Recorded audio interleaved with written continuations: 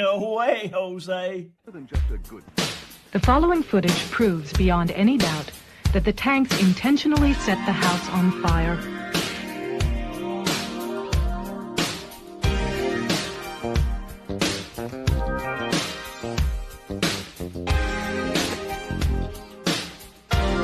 It proves that the Branch Davidians were murdered.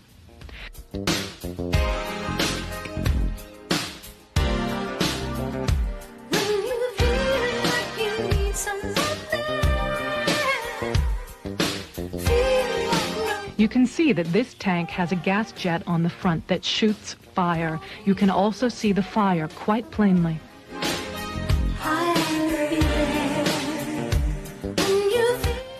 The tank goes into the house twice, and each time as it backs out, the fire at the gas jet is plainly visible.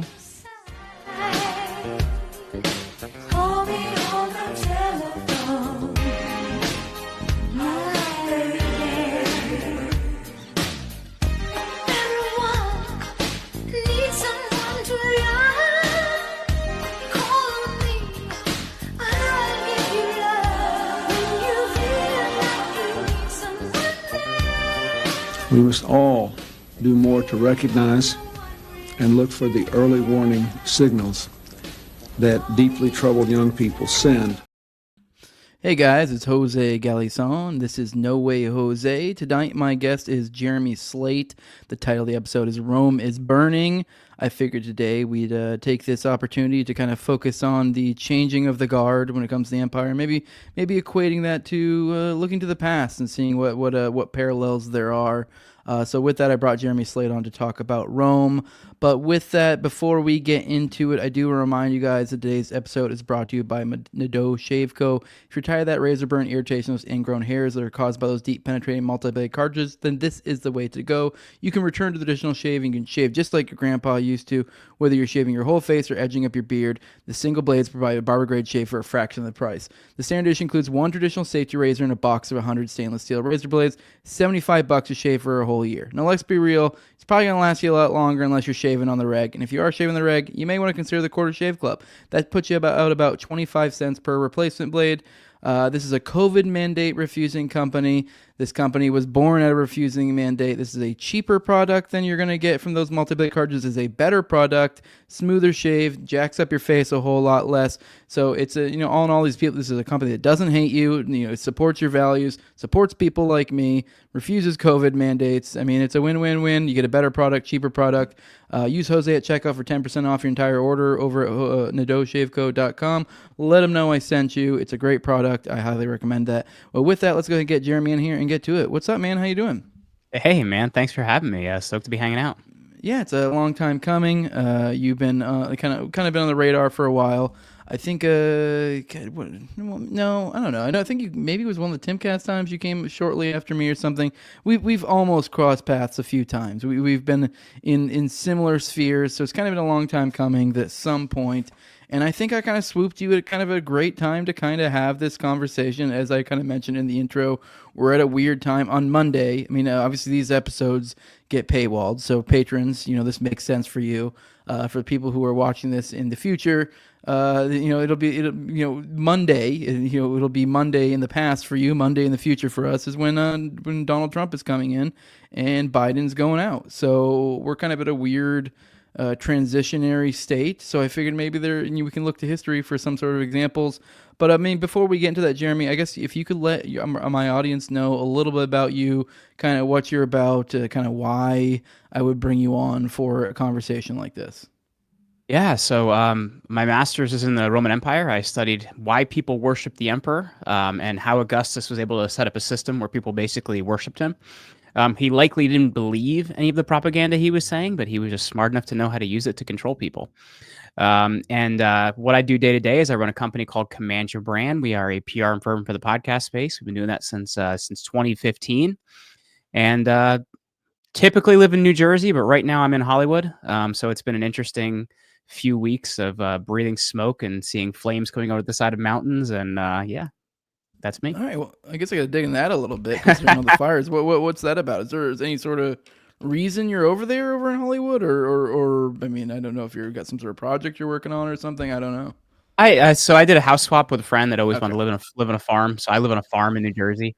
So I'm out here Okay. in LA and thought it would be, just kind of go to Hollywood for a bit. But apparently, when I arrived here, I came here in September and we're staying for another month or so. But it's been interesting to say the least. The homeless people are a special kind of crazy out here. I got to say that I've encountered at least 2 with swords, and I did getting on the 101 highway the other day, put out a fire on the side of the road, a brush fire that I guess somebody had started, and it's been a wild experience out here, man. Okay. Well, as you said, your thing is Rome. So I guess kind of to start with, I mean, we were talking a little bit before, and I kind of, as I said in the beginning before we even started this, that I kind of don't know shit about Rome. I kind of know what we learned about in high school. I kind of know that there's, they always will bring up Rome as an example of there's parallels between our governmental systems. This is where democracy is, but this is what they were told in school. I mean, I'm sure maybe other entities had it before then, but I guess that's probably one of the most popular entities that had something like that. Probably when we look to empires, this is what we're going to look to as well. So this comes up frequently, and kind of an empire rising and falling, which is kind of where we're at right now. So there's a lot to be said about that. But I guess to challenge, I guess kind of give a breakdown, I guess, of Rome. I guess just a general breakdown. What kind of time frame are we talking about with Rome? I know this sounds really pedantic, but most people I feel like probably don't even know the minor details of Rome at all. So I mean, even just backing up and going, oh, these are the general details about what Rome is, what kind of governmental systems it had throughout the times, and et cetera, et cetera. Well, no, I think that's really important because honestly, like I've been having these conversations for the past year and a half, and really the thing I'm finding is when I started this, I was kind of like, oh, I think people see these comparison points to Rome and where we are now. And the thing I found out, Jose, is it's not that people don't see the comparison points. Most people don't even know what Rome is. They just kind of think it's like a TV show that was on HBO like 20 years ago, or, Julius Caesar was the first emperor, which he wasn't. So if you look at Rome, it's essentially 3 eras in time. It's a kingdom first, then it's a republic, and then it's an empire. And an empire is kind of that like final stage. It's about 500 years in time that we talk about most often. But at the same time, our government is based largely off Rome's republic, which the Romans and Greeks like to fight about who had the idea of democracy first. That's why the Romans say they had it in 509 BC, and the Greeks say they had it in 508 BC, and that's why they kind of fight about who had it. But if you want to look at what Rome is initially, it's founded in 753 BC by a guy named Romulus. He may or may not have been real because when Romans didn't know, why they do certain things, why do we have these traditions? Why do we do these certain things? Well, it's because Romulus created it. So there's a historian I've been reading for years. Her name's Dr. Mary Beard, and she talks about, is he this Mr. Rome character, this person that they don't really know who to attribute all these things to, so they kind of just made him up. Right, like they kind of just made him up, and kind of been like Uncle Sam. Period. Like Uncle Sam happened upon this stretch of land, and we call it the United States. Yeah, exactly. So traditionally, he's the first of the 7 kings of Rome.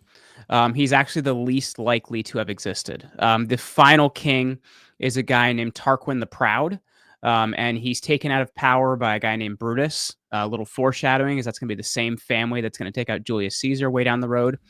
But that's in 509 when it ceases to be a kingdom. So monarchy, and then it transitions to republic, and then democracy. Right, but not monarchy like you would think monarchy. We're not like King Charles type of stuff. Like we're looking at like remember the movie Braveheart and kind of how the warlords had like these little like places they lived. It would have been more like that. Yeah, it would have been system. like feudal systems, warlords. They didn't live in stone buildings. Not a constitutional monarchy. The monarchies of today aren't really even monarchies whatsoever. Like right. Yeah. So, they would have lived in huts. They wouldn't have had any stone buildings or anything like that. So then it becomes a republic in 509. The Senate is this advising body that was meant to originally advise kings. So that carries over from the kingdom to the republic. But essentially, the republic is a system where there's 2 people that are the main people in charge, and they're in charge for a year. They're called consuls. There would be an election every single year where they would decide who these new 2 people are. And their dating system, they actually mark the year by who the 2 guys are in power. So like the consulship of Galison and Caesar would have been, how they would mark the year. And that would how they decide what it is. They also have basically a track you would go through if you're going to get into political office. You would hold your first political office at 35, and you would go through something which is called the cursus honorum. Many different political offices you would go through until you could ever be consul. So there's a lot of tradition to it. Rome didn't have a written constitution. It was basically just all, this is the way we do it. They called it the mos maiorum, or the ways of the ancestors. And that's essentially the system. But now when you think of a republic, it's in a lot of ways very oligarchic, if that makes sense, because there's about 10 to 15% of the population that could actually read. And of the Roman population, if you want to look at the class breakdown, the two classes that we see are the patricians and the plebeians. The plebeians being the poorer people. The patricians were about 10 to 15% of the population. That's where you get things like people say you plebe. That's correct. Where the expression comes from, I assume, yeah. So there wasn't really much representation of plebs. There is an office created later on called the tribune of the plebs, but many times that office could also be held by a patrician. So go figure. They didn't actually have any representation. So it really ends up being, it's much more, I guess, even than the empire is, and it's more even than the kingdom is, but it's still really an oligarchy of the rich in a lot of ways. So that's the republic phase. Now, the last 100 years of the republic, which is 133 to 31, you have what's called the Roman Revolution. And basically what this is rich people fighting out in the public sphere for who gets to be in charge. The guy that comes out on top is Julius Caesar, but he comes out on top in a way that he ends up dying. He is assassinated in 44 BC. And in his will, Mark Antony expects to be named his heir, but it's not him. The person that's named his heir, that gets his name, is a guy named Gaius Octavius. He's going to take the name Augustus, and he's going to be the person that's going to create what becomes the Roman Empire. The Roman Empire is going to last from somewhere around, there's the dates of the beginning and the dates of the end are argued about. Somewhere between 31 BC and 23 BC. And ends somewhere around 476 AD is kind of that empire phase. Now, the Eastern Empire, which is we modernly call the Byzantine Empire, doesn't actually get that name until the 16th century because historians wanted to figure out a way like, well, how do we show the differentiation between it and Rome since it's very Greek? But the Eastern Empire would have lasted until 1453 after their split in the early 300s. So the Eastern lasted longer. Is what you're Lasts saying. a lot longer. Okay. Yes, okay. but it's And now it's Eastern very was different. Was more Greek. Had more Greek origins. It's more Greek, yeah. and it would have been very different structurally, as compared to how the Western Empire functioned. But it is essentially they would have called themselves Romans. Yeah, because the Romans. I mean, this might be getting a little bit off track to a general overview, but the Romans kind of in their stage of empire, from my understanding, is they wouldn't completely try to root out the culture of an area they took over. They would kind of incorporate it. So it would make sense, I would assume. I mean, I'm kind of just making a lot of assumptions here. The Greek area lasted longer. I would assume they sort of subsumed some of their prior governmental systems, and maybe in some ways that fusion maybe made it a little bit more robust. I don't know. Any thoughts? I'm just that's the only thing I can think of is that maybe they kind of like instituted their forms of governments, and that kind of set them apart or something along those lines, because they were at more like city type states, I believe, in that type of area. So well, though a lot of those. So if you want to look at like Greece is essentially an older society than the Roman culture, and but then it outlives them too, which is kind of funny. But if you look at how Greek culture goes, kind of the high point in Greek culture is the 300s and 400s BC.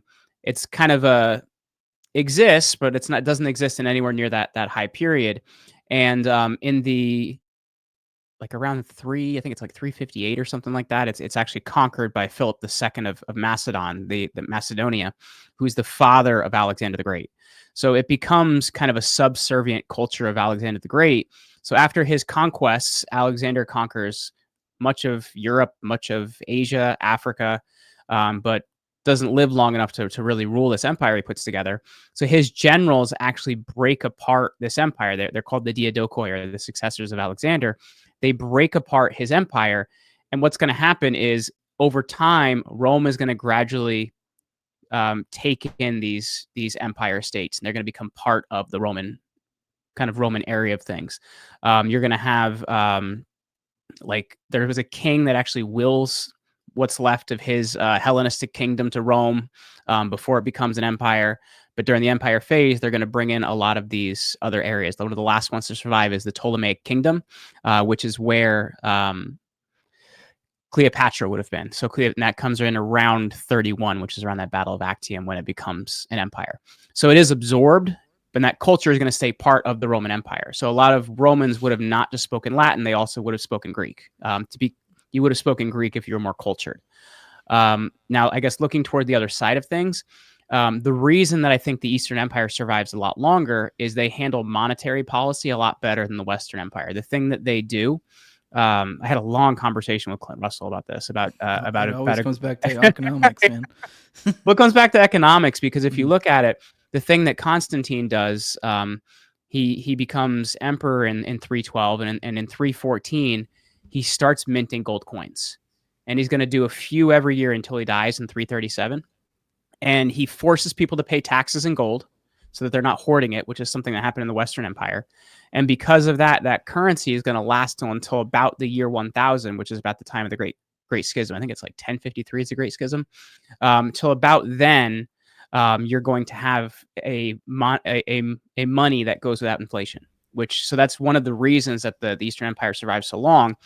And it also would have been more like it would have been closer to what medieval kingship looks like if you want to look at how the Eastern Empire would have looked in relation to what the Roman Empire would have looked like.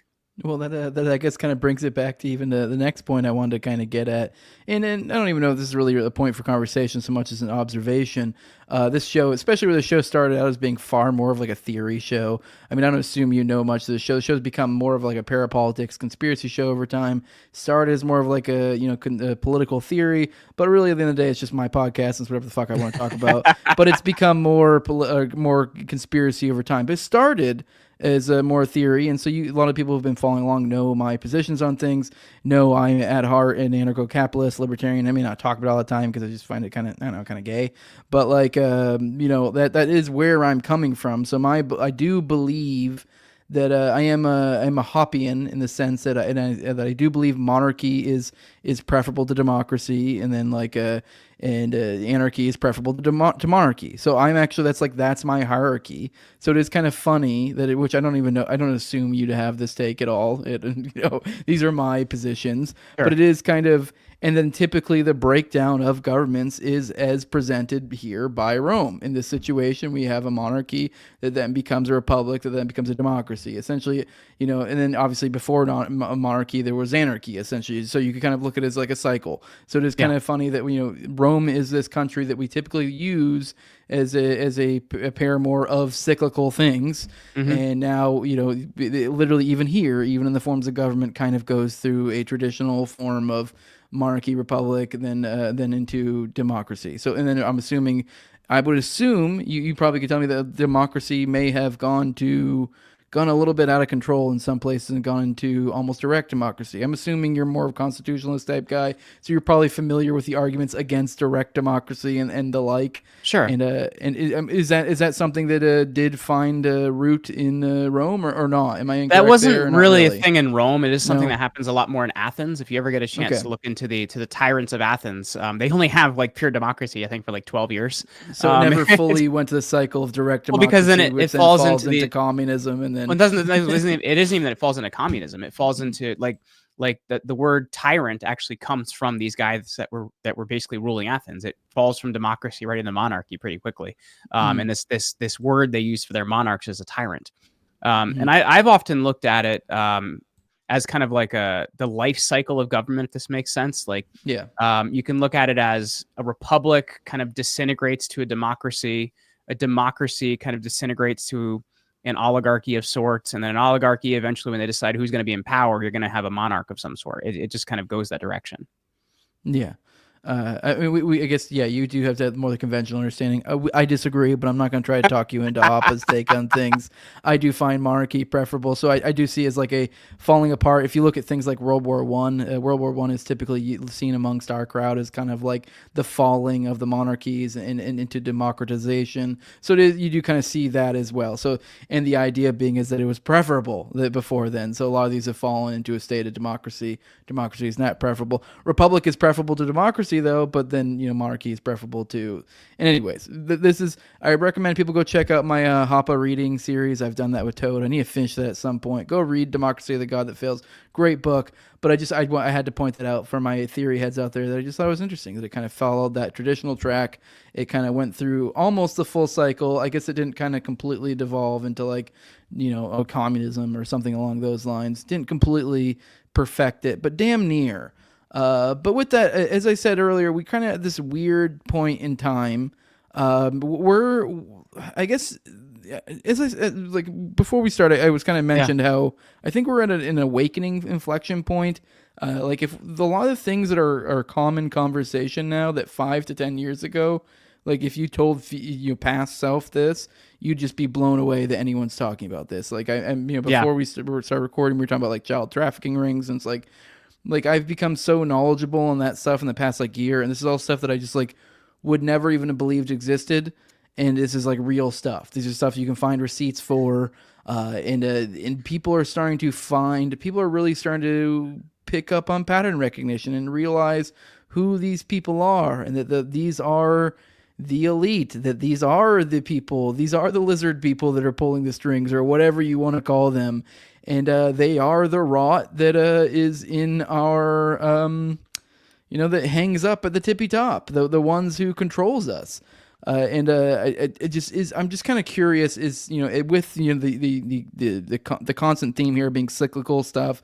Was there something along those lines too with Rome? Was there a time where the populace really started just to be realized like, what the fuck are these things that are above us? I had this conversation with Shane Cashman the other day too about like I'm like that friend that believes every conspiracy theory. Like I'm that if you have that all crazy fucking true. So I'm that crazy friend, right? Like in 10, 15, I mean, I'm being 20 silly, years, not all of them, but a lot of them. right? But I'm saying like 10, 15, 20 years ago I was crazy, and now I'm just like really cool. Like I don't know how else to put it. You know what I mean? I'm like vindicated in a lot of ways. But anyway, if you want to look at, in my opinion, the time that kind of mirrors most what we're seeing in Rome with what we're seeing now. Obviously, history doesn't repeat directly. It's not like that map in the mall you walk up to that says you are here. It does rhyme in a lot of ways. I look at the 3rd century quite often. So the 3rd century is the 200s. So after 193, Commodus, who's the son of Marcus Aurelius, dies. He is not killed in the arena by someone named Maximus. That doesn't happen. But great movie anyway. Though they try to kill him multiple times and finally succeed the last time. They convince his girlfriend to poison him. Doesn't work so well. They give him too much poison and too much wine, so he throws up. They eventually kill him by having a wrestler strangle him. And even Edward Gibbon, that wrote The Decline and Fall of the Roman Empire, says this is like the moment when Rome starts to go on that slow grinding collapse, which is going to take a while to get there, because you're looking at almost 200 years. But in the 3rd century, what starts to happen is there's the rise of this type of emperor, like a new type of emperor. They call them the barrack emperors, men that rule just because they have enough military power. And the way that you get power is you pay the military and you build a bigger military. So each general has their army declare them emperor. So you have all of these guys saying, I'm emperor, I'm emperor, I'm emperor.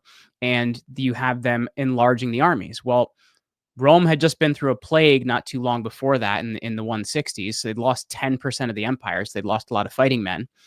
And they have to bring in barbarians to start fighting in the legions. They'd always fought alongside the legions in something called the Roman Auxiliary, but they're brought into the regular legions.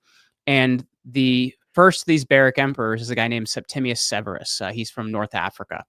And what he ends up doing is he starts this process of basically debasing currency. So what they would do is clip pieces off of coins and add other metals to coins. So it would kind of like looked the same or way close to the same, but it didn't have the same metal content. So then he doubles the salary of these new legions that aren't even fully Roman. And that's going to create a problem now where each successive emperor is going to raise the pay of the legions, raise the size of the legions, and the military is massive. The amount of money they need to pay them is massive, but the money isn't worth very much. By the time you get down the road, as I mentioned, we started this process at 193 AD. By the time you get to 284 AD, the inflation rate's about 15,000%. And the silver coin has about 5% actual silver content. So what you've really done is you've had immigration gone wild, you've had inflation gone wild, and you've had kind of just a weak person trying to control this empire and not very much going on. So to me, I think that parallels a lot because you also have to consider one of the biggest problems that Rome had that no one seems to talk about is the Praetorian Guard functioned very much like a deep state in the way that the Praetorian Guard, responsible for protecting emperors, killed 17 of them and replaced them with men that they wanted to be on the actual throne. Yeah. So we don't you have have anything to like that here, so we're good. well, because even like you look at Trump, like he tries to do a lot of things last time, and what do they do? But take his legs out from under him, and that's what you see happening. You know, JFK says he's going to do something about the money. He's going to get rid of the CIA, and what do you know? They off him. So I think it's a very similar problem to what we're seeing in a lot of ways, though it's not exactly the same. Though I think it would be fun to see, like Adam Kinzinger raising an army and attacking, Ted Cruz or something like that. That might be fun. But we're not having people raising armies and attacking each other. We are, however, seeing a very weak central power controlled by a deep state with a rising inflation rate and a rising illegal immigration rate. Yeah. Yeah. I mean, there is a lot there. Yeah, I mean, we aren't at the point where they're raising armies or stuff, and I don't even know if we will get there in where we're at either. I guess the next thing, the next major thing that's happening right now is as I said, this will for general population, this will come out on Friday on the 24th. For most people, so this will be the Friday. It'll be Monday before this that Trump got inaugurated. So we're at a weird inflection point. We're at Biden's leaving. I mean, I think we're, as we said before, just a minute ago, but kind of like the idea of like 5 to 10 years ago, telling former yourself what's going on. Just the president itself telling former self that what's going on with Biden, just like the state of our nation in regards to our president, that you would watch. Like, I'm at the point where I see him give a statement and I'm just like, holy fuck, that's awful. But like, it's not even like a big deal. I'm just kind of like, well, that one where he's talking about the president of Mexico being in the Middle East and everything, and it's like, wait, that just happened? What just happened?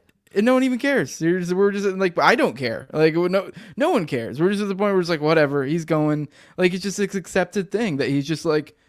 I mean, it's a perfect metaphor for what America is right now. But then we have in the wings Trump coming along. I mean, a lot of this is kind of dependent on time. So, I mean, we have this. We also have that kind of just the other day, and this could be completely fall apart by the time this episode goes public. But we had this theoretical, ceasefire over in Gaza. I mean, and then Biden came out and took credit for it too, by the way, which I thought was very funny. I mean, no one took that seriously. I don't think anyone took that seriously. I think most people are seeing Trump doing, and I'm someone who was very pessimistic about where he's coming from with Israel. If he proves me wrong here, I'll be delightfully proved wrong. Because I mean, geez, it is much needed respite for both sides of this thing. It's really, I know everyone wants to make this anyone who's against that going on there, like hates Israel or Jews or something. I'm like, I know on both sides of this thing, I think this is good. You're going to get hostages back. Hopefully, people are going to get aid. The violence will stop. The killing will stop. That's all that matters. The killing will stop. As Trump himself said on the campaign trail, and this is in reference to Russia and Ukraine, he's kind of like, hey, I just want the killing to stop. And like, I feel like that's where people should be. Like, and that's what I want. And I mean, I think maybe we may be seeing an optimism of that. I mean, obviously I can go into the weeds because I mean, I listen to antiwar.com like every day. So I know, the ins and outs. I mean, I know that the promises of ending Russia, Ukraine in the first day have already been walked back, and now they're saying maybe we'll have a deal in the first 100. But the idea is there, the feeling is there, the hopefulness is there. That's kind of what matters at this point in time. And on the then obviously military front, I'm not that hopeful though, because I listen Yeah. to Judge Napolitano's show a lot, so it's like I'm often like the antiwar.com guys are on there a lot, so it's like Yeah. I don't know, man. Yes. We just need to stop funding all foreign wars. I don't care who it is, and we just need to worry about here. Like I think that's the thing we really need to get our attention on. Yeah, which seems to be, I don't know what talks are being had behind the scenes, but it seems to me, the impression I'm getting from this deal is that the very least Trump wants it to happen, and it seemed, my guess would be there's some sort of conversations happening. They've already said they were. His Israel envoy guy, I forget his name, he was the one handling this. But point being is there's stuff happening. There's moving and shaking's happening. It seems optimistic in many ways. I mean, you obviously, me and you listen to Napolitano, you know better. I guess just kind of thoughts. Do you see any parallels between this and Rome? I mean, is there other times where we went from some ineffectual leader to some bright new possible savior on the horizon? Not that I think he's that. I think he also could very well be a Moshiach, Antichrist type character too. I mean, there's a lot of different ways this could go. He's always flouted himself as being the most Zionist president there is. I mean, this is, this peace deal thing, though, kind of flies in the face of that. So I don't know. I don't know where we're going with this. The lot can change. So obviously, it's super up in the air. I'm just kind of curious, just thoughts. Have we seen in history anything similar to this? I mean, although Trump is a unique son of a bitch. So. It's tough because, like I said, history doesn't repeat, but it does rhyme in a lot of ways. And I've had so many conversations with this that people try to, place Trump at the time of the Catalan conspiracy or the time of the fall of the Republic or, in the time of the later Republic. And I think, or the later empire. And I think there's so many different things you could look at and you could see. And I think it really time traveling Trump sitcom. that would be pretty amazing. But to me, I think that the bigger point is monetary policy, right? I think that's the thing that's a problem. So, you look at what happened in Weimar Germany. You look at what happened to England after the pound crashed. You look at a lot of these different things. I think to me, it's less about the person and who's in charge and more about the winds of economics going behind things. Because when countries don't have a currency that's trusted, used, and traded, or something people have a lot of faith in, you don't really have a country anymore. And I think that's the real concern. Because even look at like the EU, right? The biggest reason a lot of these European countries aren't able to just do what they want is because some other economic body controls their economics and tells them how much their dollar is worth. Well, you can't tell me the economy is the same in Hungary as it is in Italy, as it is in France. No, those are different countries, different regions, different types of trade. So to tell them they all have to use the same dollar, well, that takes away their sovereignty as a country. And I think, to me, that's the bigger thing I look at is economic policy and what's happening. Yeah, no, you're definitely right. It does all flow from money. I mean, hell, I know a lot of people, I mean, you really do need to dig deep into economics, not you, but just rhetorically speaking, people out there to really get a grip on it. Like, hell, even, I can get super autistic when it comes to even things like morality. It's just that's simply the difference between a high time preference behavior or a low time preference behavior. That's all it is. That's a good point, though, because that is something you see in the later empire, but not in the way that people try to talk about it. Because people talk about it, oh, it's debauchery and weird sex and all these different things, and they had that in the Middle Empire. By the time Rome falls, it's actually a Christian empire. But the way that you have to look at the morality issue is, so for example, in the 270s, Rome had fallen into three pieces. This guy named Aurelian comes in, puts the whole thing back together, and his reward, somebody kills him. So what ends up happening is every time you get a good leader who's worthy of the office, somebody kills him. And that ends up being the actual problem, is you don't have people worthy of leading a country and leading an empire to successfully sustain itself because somebody keeps killing them. This is the problem that keeps going over and over again. By the time you get to the emperor that's going to succeed, sorry, it's like a tongue twister, succeed Aurelian, his name's Tacitus, he's an old man, he doesn't even want the job. He's like, please, don't make me emperor, don't do it, I don't want to be emperor. And it gets to the point where people don't even want the title. Are you implying there's some sort of entity throughout time that's offering good, no, I'm just fucking with you. I mean, maybe you are, but, I don't know. Maybe what is the? I don't think it's that far of a shot. Like, I don't know if it's Yeah. the same entity again and again, but I do think groups like that do arise. I do think that's true. You know, you look at the Bavarian Illuminati in the 1700s that come up. So like, I don't know that it's always the same group, but I do think people tend to organize in the same ways, if that makes sense. Well, I guess that makes a fun little question. I mean, with that, I was kind of just being silly, little tongue in cheek. But I mean, maybe there is something to. Have you seen any sort of, and especially looking at something like Rome, where it's gone through eras, and we can look back in time at it now. Have you seen things in there that are kind of conspiracies that do, last generations, something like that, like a Bavarian Illuminati, or something that would transcend multiple administrations or whatever you want to call it, or empires that could have been responsible for, say, something like that, like the multiple assassinations of different emperors or something like that. Have you looked into that? Were there things that were kind of famous that were maybe secret societies or something of the like of that time? We really only already touched on like the Praetorian Guard side of things, which to me, that would be the only thing I would really be familiar with. Like, obviously there's all sorts of different worship cults in Rome. There's Sol Invictus, which becomes something in the later Western Empire, which is a thing. But Rome often brought in the religions of the people they conquered, and it would become, since they're polytheistic, all these different religions are permitted. Though it takes until 312 with the Edict of Milan for them to actually make Christianity legal, which is kind of interesting. They're polytheistic, but they don't permit religions that are monotheistic, which is quite interesting. But if you look at it, to me, I think that the best example really is the Praetorian Guard. They're responsible for protecting the emperor. They were Augustus's special elite military unit, and over time they start deciding who's going to be in charge. It starts with Caligula, who's the third emperor, and he may or may not have been crazy. In my opinion, I think he was the ultimate troll. If you really look at what he does, he was very anti-Senate. So everything he does was just to make the Senate feel bad and embarrass them. And they take that as a slight, and they talk about perversion and all this other crazy stuff. I think he was just the ultimate troll. But he's the first one that they managed to kill him and replace him with his stuttering uncle Claudius.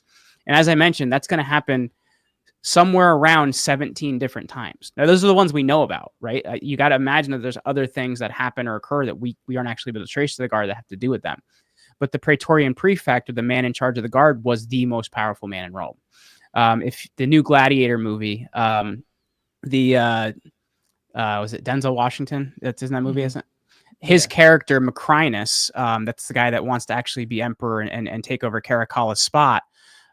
He was the Praetorian prefect. That was his actual job. And there are several Praetorian prefects that managed to get the emperor killed, like Macrinus, and replace them with himself.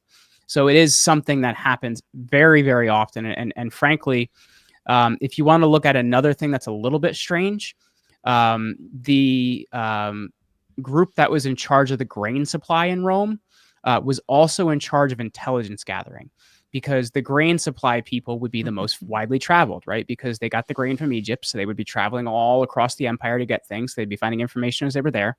They're also responsible for making sure people get grain in different territories.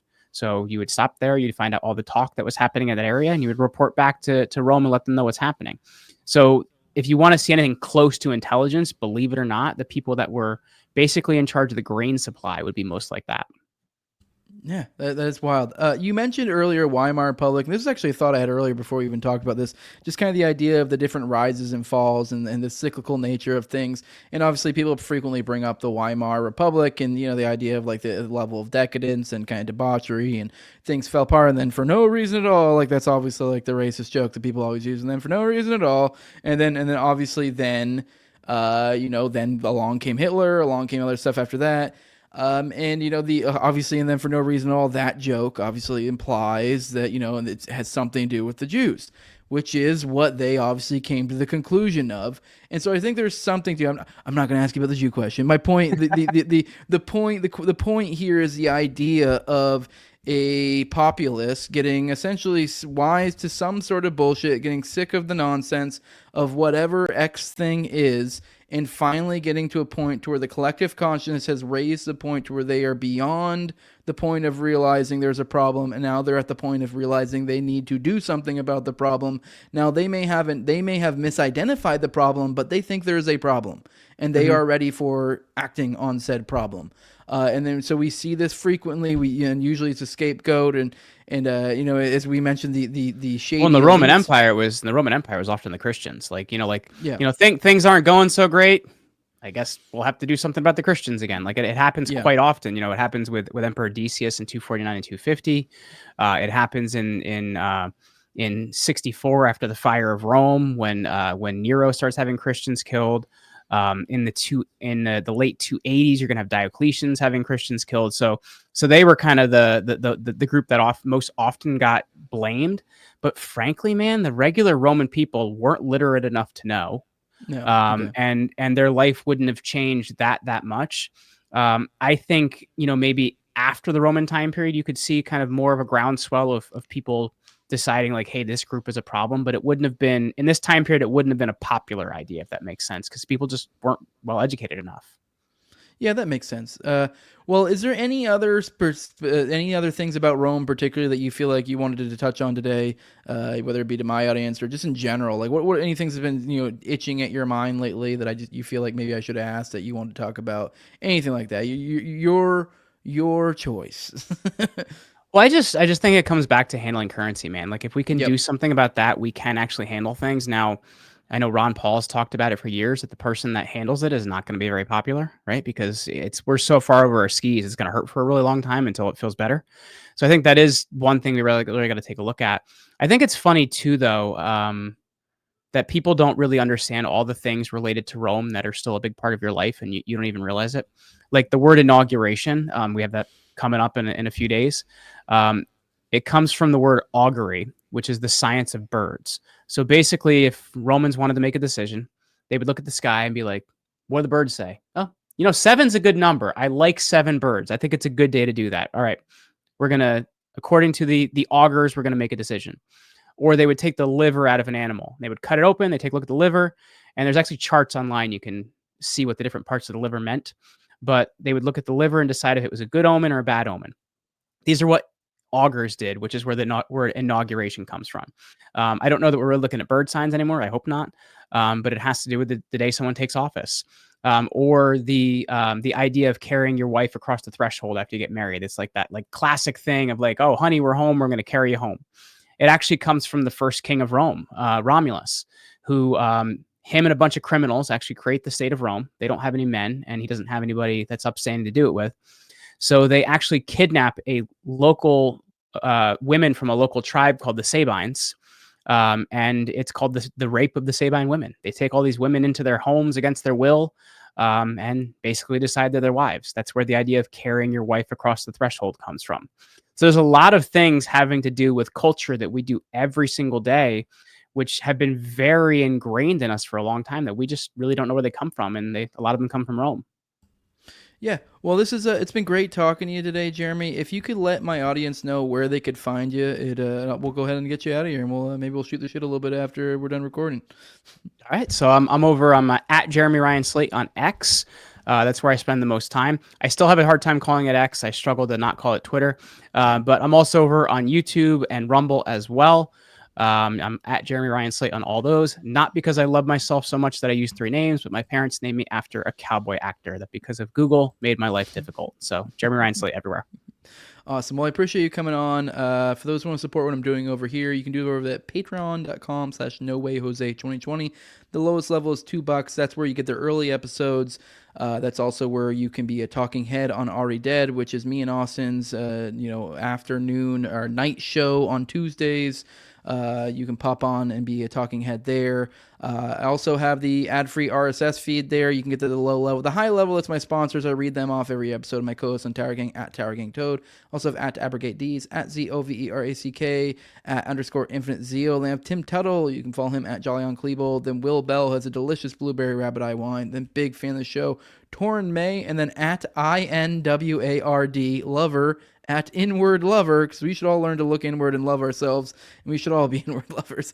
And that's all of them. I appreciate you guys for supporting what I do over here. Make sure to like, share, and subscribe. If you're listening to us on a podcast, or leave a 5-star review. And with that, we are out. Follow me at Tower Gang Jose. Make sure to hit that like button, you lazy fucks. Do it. And we're out of here. Bye.